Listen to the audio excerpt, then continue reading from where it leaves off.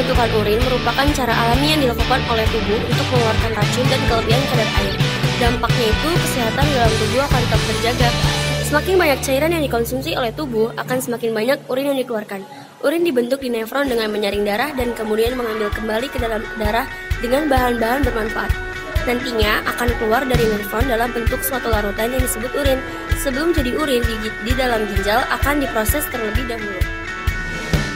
Ada 3 proses dalam pembentukan urin, yakni filtrasi atau proses penyaringan darah yang mengandung zat-zat sisa metabolisme yang dapat menjadi racun bagi tubuh.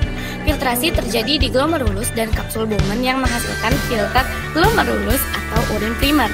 Awalnya darah masuk ke glomerulus melalui arteriol afren dan terjadi filtrasi. Urin primer akan memasuki kapsul Bowman. Pada proses filtrasi terjadi akibat mengkerut dan mengembangnya arteriol afren. Selama terjadi filtrasi, sel-sel darah dan molekul protein tidak dapat disaring. Sementara molekul-molekul yang berukuran kecil seperti garam, asam amino, dan gula dapat disaring sampai menjadi bagian. Reabsorpsi, penyerapan kembali, merupakan proses diserapnya kembali zat-zat yang masih bermanfaat untuk tubuh. Zat-zat yang diserap kembali oleh darah seperti glukose, asam amino, dan ion-ion anorganik.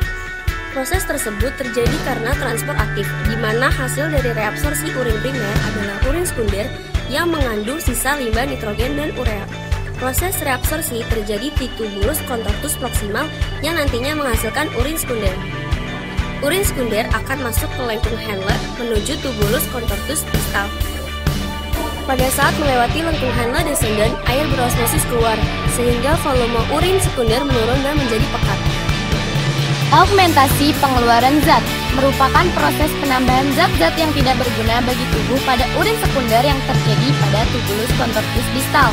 Urin sekunder dari lengkung Henle ascendant akan masuk ke tubulus contortus distal. Di dalam tubulus contortus distal, urin sekunder mengalami augmentasi. Zat sisa yang dikeluarkan dari pembuluh darah kapiler adalah ion hidrogen, ion kalium, NH3, dan kreatinin. Pengeluaran hidrogen membantu menjaga pH yang tetap dalam darah.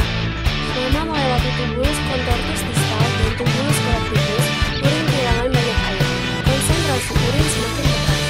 Setelah urin masuk pelvis renalis dan menuju ureter, akan dialirkan ke vesika urinaria untuk ditampung sementara waktu. Dari kandung kemih, urin selanjutnya mengalir ke uretra dan akan dibuang keluar saat buang air kecil.